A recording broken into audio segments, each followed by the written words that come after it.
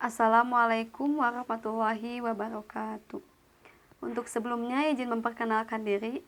Nama saya Nur Nurwayanti, kelas 1A, Prodi Pendidikan Bahasa dan Sastra Indonesia, Institut Pendidikan Indonesia.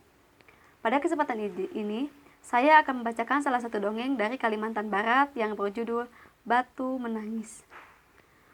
Pada zaman dahulu kala, di atas sebuah bukit kecil yang jauh dari pemukiman penduduk, di daerah Kalimantan Barat, hiduplah seorang janda yang sangat miskin bersama seorang anak gadisnya.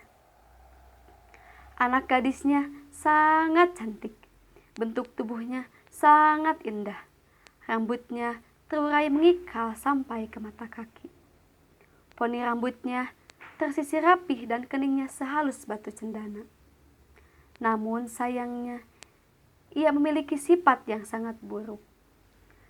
Gadis itu amat pemalas, tak pernah membantu ibunya melakukan pekerjaan-pekerjaan rumah. Kerjaannya hanya bersolek setiap hari. Selain pemalas, anak gadis itu sikapnya manja sekali.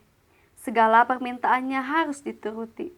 Setiap kali ia meminta sesuatu kepada ibunya harus dikabulkan.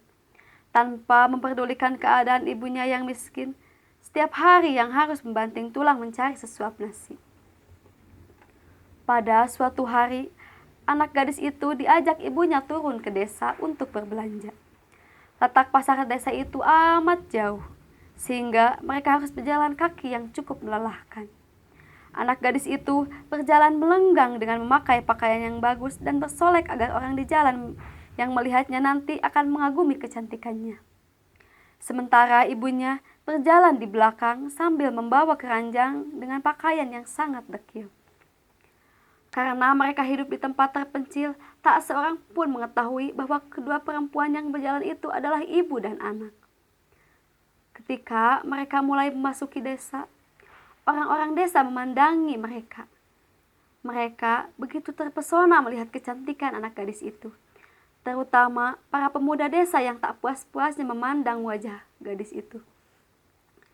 Namun, ketika melihat orang yang berjalan di belakang gadis itu, sungguh kontras keadaannya. Hal itu membuat orang bertanya-tanya. Di antara orang yang melihatnya itu, seorang pemuda mendekati dan bertanya kepada gadis itu, "Hai gadis cantik, apakah yang berjalan di belakangmu itu ibumu?" Namun, apa jawaban anak gadis itu? "Bukan," katanya dengan angkuh. "Ia adalah pembantuku." Kedua ibu dan anak itu kemudian meneruskan perjalanan. Tak seberapa jauh mendekati lagi seorang pemuda dan bertanya kepada gadis itu, "Hai manis, apakah yang berjalan di belakangmu itu ibumu?" "Bukan, bukan," jawab gadis itu dengan mendongakkan kepalanya. "Ia adalah budak." Begitulah setiap gadis itu bertemu dengan seseorang di sepanjang jalan yang menanyakan perihal ibunya. Selalu jawabannya itu dan itu. Ibunya diperlakukan sebagai pembantu atau budaknya. Pada mulanya, mendengar jawaban putrinya yang durhaka jika ditanya orang, si ibu masih dapat menahan diri.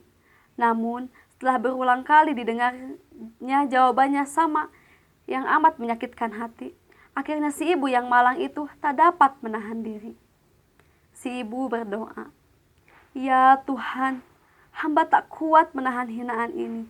Anak kandung hamba begitu teganya memperlakukan diri hamba sedemikian rupa. Ya Tuhan, hukumlah anak durhaka ini, hukumlah dia." Atas kekuasaan Tuhan yang Maha Esa, perlahan-lahan tubuh gadis itu berubah menjadi batu. Perubahan itu dimulai dari kaki. Ketika perubahan itu telah mencapai setengah badan, anak gadis itu menangis memohon ampun kepada ibunya. "Oh ibu, ibu, ampunilah saya, ampunilah kedurhakaan anakmu selama ini. Ibu, ibu, ampunilah anakmu." Anak gadis itu terus meratap dan menangis, memohon kepada ibunya. Akan tetapi, semuanya telah terlambat. Seluruh tubuh gadis itu akhirnya berubah menjadi batu.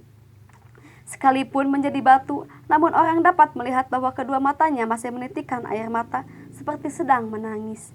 Oleh karena itu, batu yang berasal dari gadis yang mendapat kutukan ibunya itu disebut batu menangis.